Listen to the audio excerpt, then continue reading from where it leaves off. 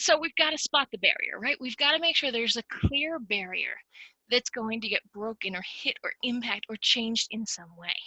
Now, sometimes barriers are obvious, like the Berlin Wall, and sometimes barriers can come in different forms. Sometimes they can be geographical, so we might look at the Nile River in Egypt and the impact that that had on the ancient Egyptian civilization. We also might look at barriers that are man-made, so something like the demilitarized zone in Korea following the Korean War. There's no one type of barrier that's right, and sometimes the barriers are a little less obvious.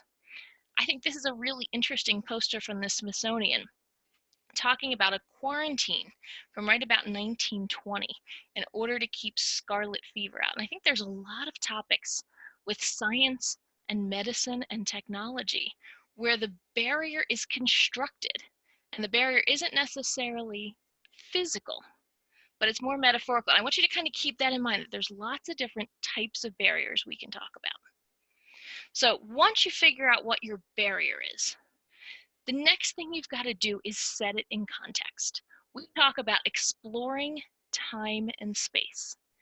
You can't look at an event without understanding what's going on in the world around where this event happened.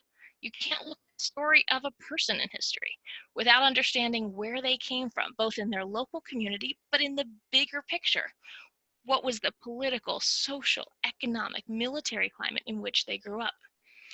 Here's an example, a Thomas Nast cartoon. He has some of my favorite political cartoons of all time from the New York Public Library. And this is talking about different anti-immigration policies in the late 1800s. And this literally is a great cartoon that you can pick apart, and there's about 25 different things going on. I love using this when I workshop with teachers live. One thing to mention, we are going to make all the slides available tomorrow. So teachers, if you want to steal or borrow any of these, you're more than welcome to do so. So once you find your barrier, once you explore time and space, you have to determine who the players are in the game. And by players, I talk about allies and resistance. It is very rare that one group, one individual, does anything by him or herself. There are always those around who are helping those people. And sometimes they're likely allies, people who have the same beliefs, and sometimes they're kind of unlikely allies. So if you're going to talk about breaking a barrier, you've got to talk about who the helpers are. At the same time, it's important to talk about the resistance. You've got to talk about who is it who is opposing, who put the barrier up in the first place, and why did they want the barrier to be there?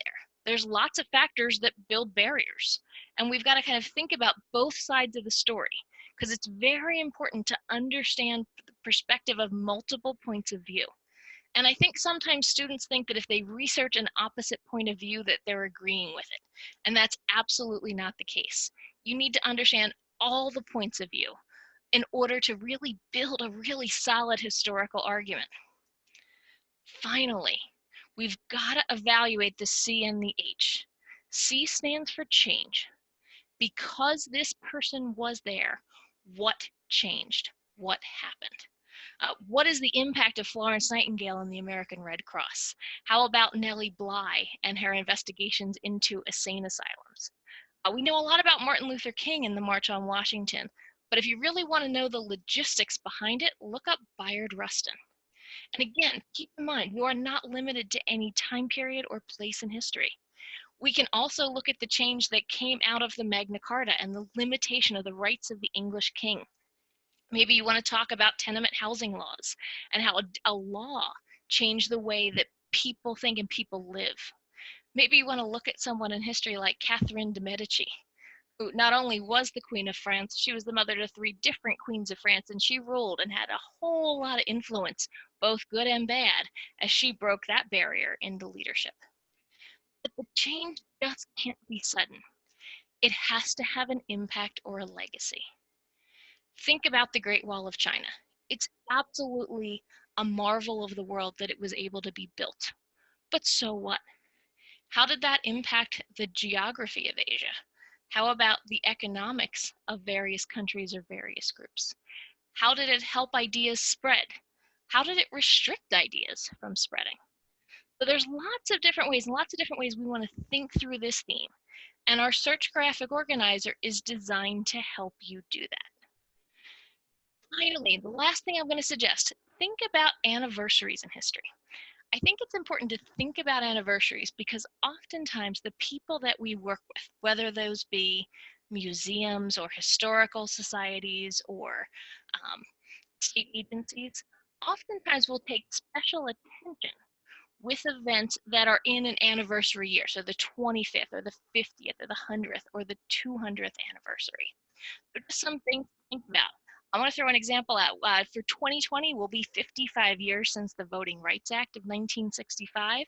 I think that's a really interesting and important piece of legislation that we don't think about too much. We know that we just passed the 50th anniversary of the moon landing. Talk about breaking a whole lot of barriers there. And we're just past the 100th anniversary of World War I.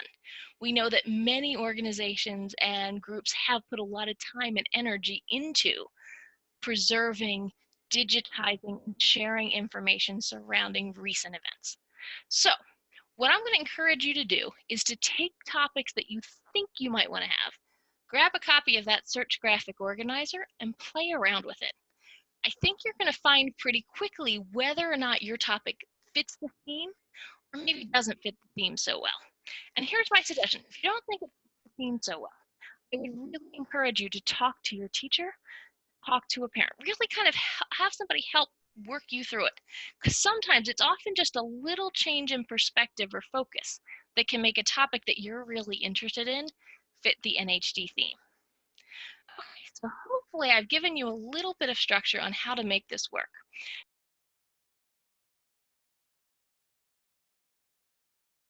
It's important with the NHD theme to examine, as we talked about, what barriers are there to break. You've already heard this from Lynn, but context is extremely important. So for First Ladies, what barriers are we looking at? The Constitution actually provides no guidance for a First Lady. It writes down the responsibilities of the president, but not the president's spouse.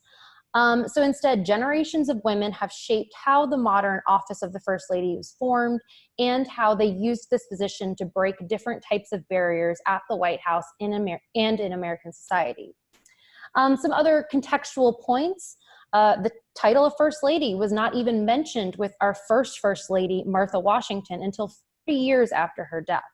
So not every woman even liked this term. Jacqueline Kennedy, she once said, "The one thing I do not want to be called is First Lady. It sounds like a saddle horse," which I always like. And this is not an elected position. And I think that really defines the barriers that can be broken and not broken.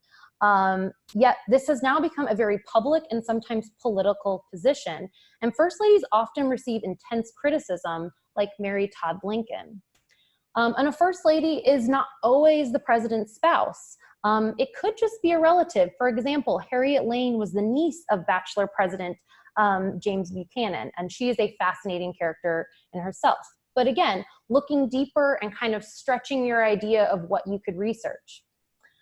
So if we're looking back, many of the First Ladies in the 1800s, they were ruled by the barriers of gender norms. That's a lot of what the First Ladies are dealing with. These barriers that allow women to kind of be in the public space and not just in the home. So for a long time, their White House roles largely consisted of domestic duties, playing hostess at parties. Moving into the 20th century, though, the role begins to be more formalized, breaking barriers of simply just being a hostess. And now modern First Ladies promote social causes like performing arts, literacy, and healthy living. So with this context, we are going to consider some breaking barriers topics focused on 5 different First Ladies. I chose some First Ladies with their own first in themselves, and I also tried to choose women's stories that you may not have heard before. Again, stretching ideas a little bit further. I'm going to skip past probably the most popular First Ladies you know, but that does not mean that you can't pick them for your NHD topic. Especially looking at Eleanor Roosevelt, who helped break many barriers. She was First Lady for 12 years. So we'll dive in, and our First Lady is Abigail Fillmore. She was born in 1798 and she died in 1853. She was a first lady from 1850 until 1853. She is the wife of Millard Fillmore. He was the last president of the Whig Party. Think Henry Clay. And Abigail may be an unusual pick, but she has a fascinating background that shows how someone could break barriers in smaller ways. For this NHD theme, I think you don't always have to think about the biggest barrier broken. You can look at the ways of small barriers that were broken or people that helped kind of crack a barrier. There are a lot of different ways to kind of view this new theme. So Abigail, she first overcame barriers in her childhood. She was born in Saratoga, New York. Her father died shortly after her birth, so her mother courageously moved her and her sibling westward, thinking that their small amount of money would go farther on the frontier. So despite the barriers of living on this frontier and being a woman in the early 1800s, Abigail was actually well educated by her mother's guidance and some of her father's books that were left over. This maybe is why she became so involved with the creation of the White House Library during her husband's administration, after Congress actually gave funds to the White House for the purpose of building up books and a library there. She's also the first lady to hold a job after marriage as a teacher. So this was a big deal that most women would no longer work, or maybe they didn't work at all even before they were married. Now, she didn't have a job when she was at the White House, but when Abigail Powers met Millard Fillmore, they were both students at a recently opened academy in the village of New Hope. They wed in 1826, but she actually resumed teaching school after marriage, despite this cultural barrier for women at the time. So Abigail Fillmore, I feel like, is a topic that provides a lens to view the opportunities, but also the barriers in society for women in the early 1800s. And she was able to be at the White House and make an impact there with the library and actually with her husband's politics in small ways as well. Now, jumping forward in time, we have Helen Taft. She was born in 1861. She was often known as Nellie. And she is the first lady, obviously, during William Howard Taft's administration from 1909 to 1913. And yes, William Howard Taft is the one with the myth that he got stuck in the bathtub at the White House, which I'm sorry to disappoint anyone, this actually did not happen. So unfortunately, a topic you can't pick is breaking bathtub barriers at the White House. I guess unless you wanted to investigate indoor plumbing there, but unfortunately Taft did not get stuck in the bath. But Helen Taft had her own barriers. She didn't have what Abigail Fillmore had in her childhood. Helen Taft, for the most part, was well off. She even got to visit the White House with her parents when she was 17, as they were friends of the Hayes. She married William Taft in 1886. And he described her as self-contained, independent, and of unusual application. He even suggested that she ought to be Secretary of the Treasury. However, she still had the barrier of expectations for women at that time and the legal barrier that women could not vote in the United States. She is actually known as the first lady to support women's suffrage. But she found ways of influence around these barriers by getting involved with her husband's political career. She broke the barrier that first ladies should only be hostess and stay out of politics. Helen was the first lady to publicly advocate and prove a successful in lobbying for federal legislation. A presidential order came to executive departments, which created health and safety standards and regulations in the federal workplace in March 1912. So she was successful in actually getting into politics despite the limitations and the barriers of women at that time. Another place where she cracked the political barrier for first ladies, she became very active in her husband's re-election campaign. In June 1912, she attended both the Republican National Convention that renominated William Taft and the Democratic National Convention that nominated his opponent, Woodrow Wilson. She took a front row seat at the Democratic National Convention in order to deter speakers' criticism of her husband. She's the first and only first lady to do so.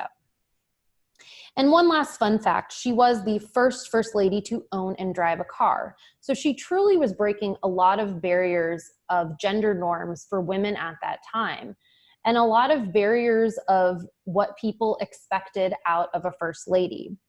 If you're interested in pursuing Helen Taft as an NHD topic, she even published a memoir titled Recollections of Full Years.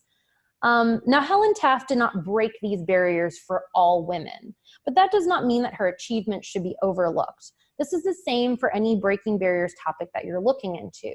Remembering that someone might have not smashed down that barrier. They may have found a way around it. They may have only cracked it. They may have just broken it for themselves.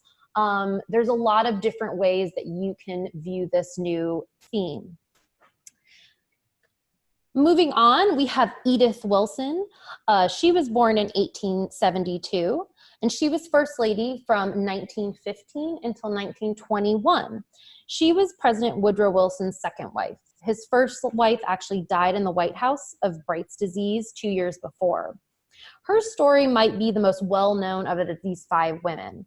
Many call Edith Wilson the secret president or the first female president, which would be a major barrier to break in leadership.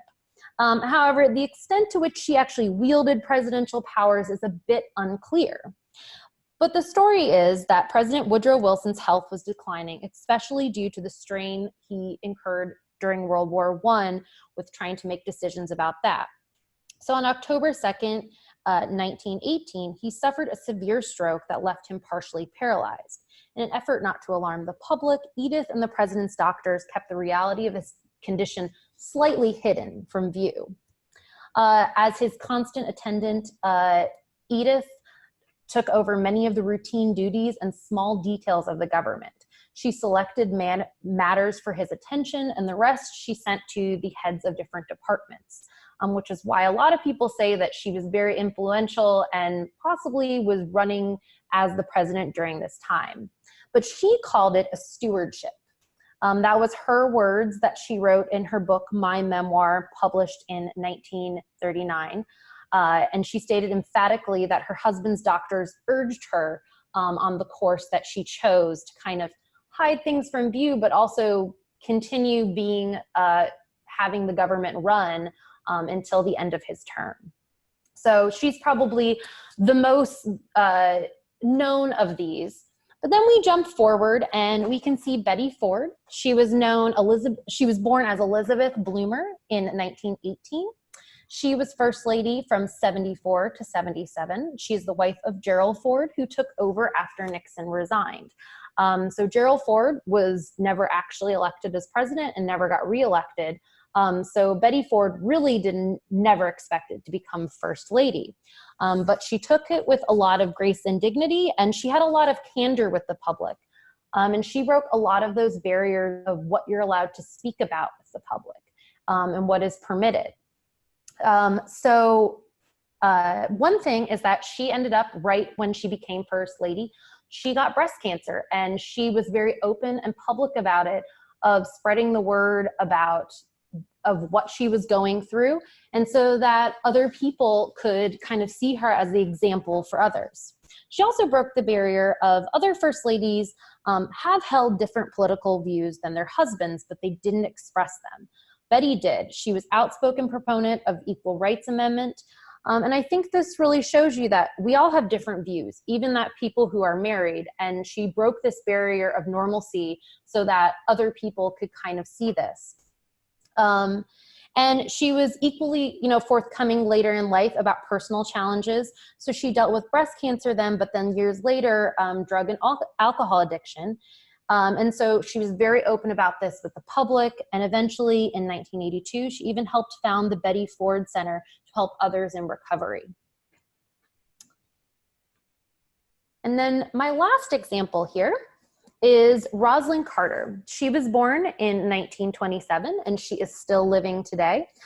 She was First Lady from 1977 to 81, and she's the wife of Jimmy Carter.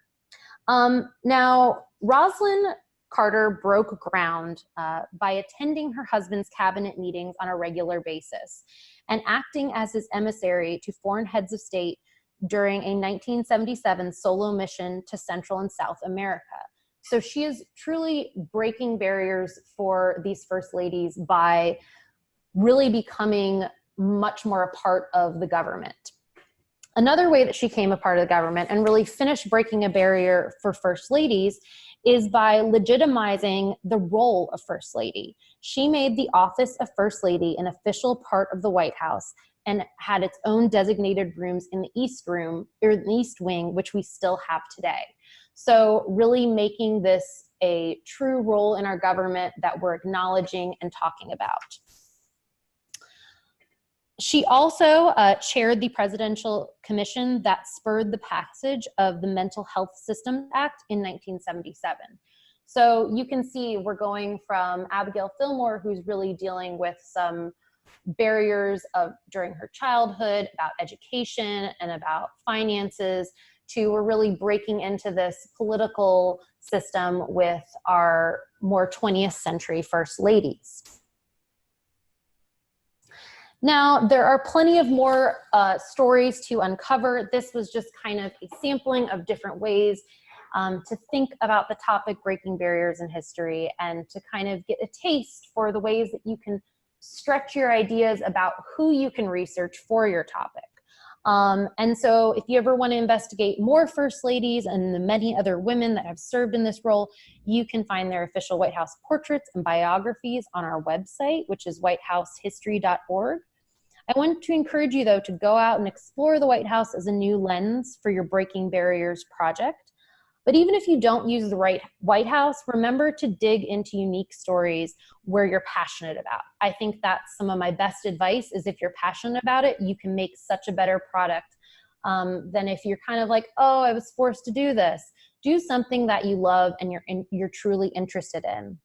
And I think you have to kind of explore and find different ways to kind of get that spark.